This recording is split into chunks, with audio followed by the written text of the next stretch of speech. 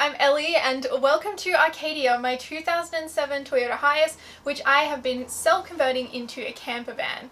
This week I was continuing on with my furniture build. This involved building a capsule for my fridge to go in, some hanging space for my wardrobe, and kitting out the little office nook I spoke about in my previous video where I built my wardrobe.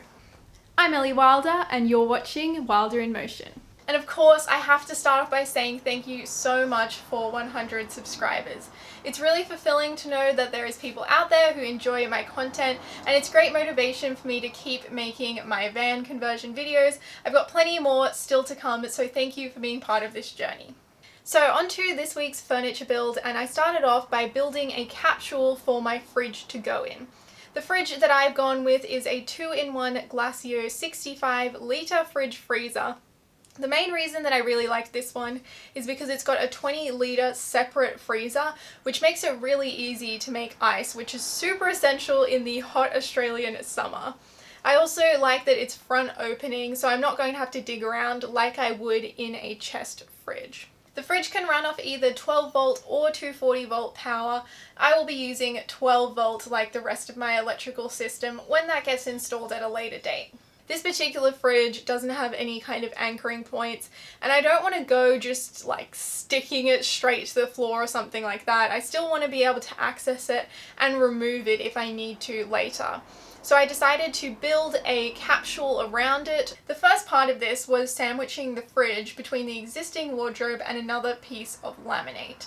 And I made sure I custom cut out this laminate to fit the curvature of the van.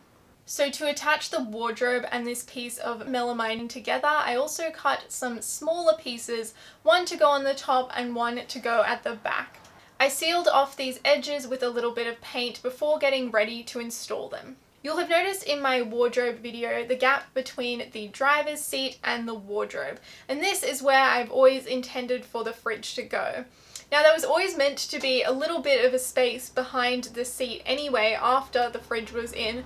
However, this space has gotten lost somewhere along the way of installing my bench seat to bed and my wardrobe. And that's why it's really important to have that little bit of buffer in there. This meant that luckily the fridge still fit. However, because I was building off the wardrobe, which is already fixed in place, some of the drilling was at quite awkward angles and it made it a little bit difficult to access, to prop things up, to keep everything in the right position, as opposed to in the past where I built furniture outside of the van and then installed it later. So this was the most challenging piece of furniture I've built so far, just because accessing was really difficult. I ended up having to reposition the wall about 3 times before it was actually sitting at a right angle. And once I was happy with that, I used some L brackets to anchor the wall to the floor as well. In the past, I've used my pre-drill countersink glue and screw method. However, in this case, I haven't used any liquid nails, and that's because I want to be able to remove these pieces so that I can lift the fridge out later. And to stop the fridge just sliding straight forward, I've used a combination of things. The first one is a piece of non-slip mat, and the second is 2 thinner pieces of wood, one running along the front of the fridge and one at the back. I painted these, used some liquid nails and some screws to anchor them down into the subfloor. And what this means is that the fridge cannot slide around at all, and when I'm driving, it's not going to tip over when I'm going around corners. As for the space above the fridge, I decided to use this as a hanging area for clothes. I think it's a huge asset to have some clothes hanging storage in a van, especially for shirts like the one I'm wearing now that are likely to get crinkled if they're kept in packing cubes. It just makes things feel a little bit more like a house. I cut down a wooden rod to size and created a notch in the melamine which this could anchor into. Since my wardrobe is shorter than the melamine, I had to use a little piece of wood with a custom cutout in it so that the dowel could then sit inside this part to support the hanging clothes. All of this got a lick of paint before being attached together with some liquid nails and screws. For the front of my hanging section, I would have liked to do a door just like the ones on my wardrobe. However, the side of my wardrobe is not quite straight and the hinges do stick out. It also needs a bit of space for the door to actually open, and what this means is that if I put a door on my hanging storage next to it, it wouldn't actually be able to come very close to the wardrobe without interfering with the mechanism of the door in some kind of way.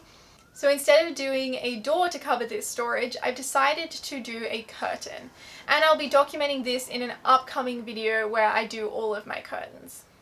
So because there already is a frame in the wardrobe which is supporting the drawers, this acts as a really good base for me to build the office nook off. So I cut out these pieces from a melamine salvaged wardrobe, and of course I painted the edges after cutting. I also cut out a little section in the back of my office nook to house my fuse box, and this will act as the master control for elements of my electrical system. I will be doing a whole video once my electrical system is all done at a future date. The base piece sits really nicely on top of the frame with just a bit of liquid nails.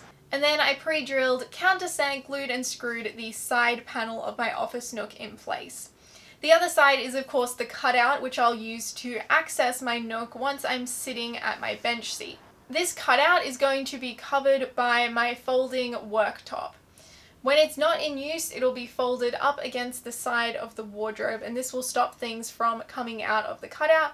And when it is in use, it will fold down, giving me a workspace as well as access to my office nook. This folding table is going to be out of the same materials as my bench top, which is also going behind me here, and in my kitchen, which isn't installed yet. So once I'm ready to put my bench tops in, I will also be adding this folding table. And the doors of the wardrobe close everything off at the front. So to stop the drawers and anything that's inside my office nook from clanging against the back of the wardrobe door every time I go around a corner, I've just used some old carpet secured with a couple of tacks and some liquid nails to act as a cushioning mechanism so that it's not going to be as loud and it won't damage the drawers or the wardrobe doors. All up, the fridge took a little longer to install than anticipated, but I think it was worth taking the extra time to get all the angles right. But it's not the only thing I've been working on this week. I've also been making my couch cushion covers, so hopefully I will have those done very soon. I'm planning on doing the kitchen as well coming up, and if you check out behind me, if you're wondering why I didn't insulate this door, that's because I've been planning on putting a window in, and I finally found a wrecker that actually had a window that fits, so I've got that, and that will be going in very soon as well. I hope you enjoyed this video and got some kind of benefit out of it. As I said, thank you so much for being a part of this journey, and if you don't want to miss any of those upcoming videos I just talked about it, then be sure to like, subscribe, and I'll see you next time.